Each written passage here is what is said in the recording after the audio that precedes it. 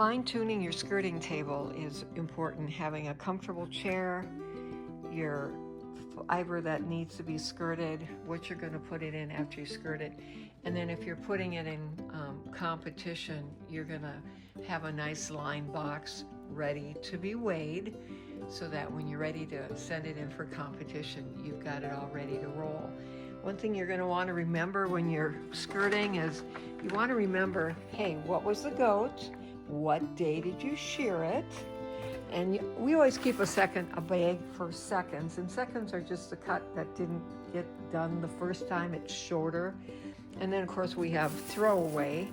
And so I keep a little area where I have my throwaway on one side, my fiber that I'm working on, and what you're looking for are in Pygora fiber is you're looking for, vegetation.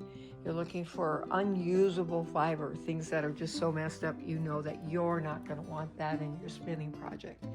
I also use a nice heavy-duty piece of denim as my base to work on, and I'll even keep a damp cloth just to keep the static down, and I'll wet my hands or wet the denim a little bit just to kind of keep a surface that helps, especially if your fibers fly away, static, that sort of thing.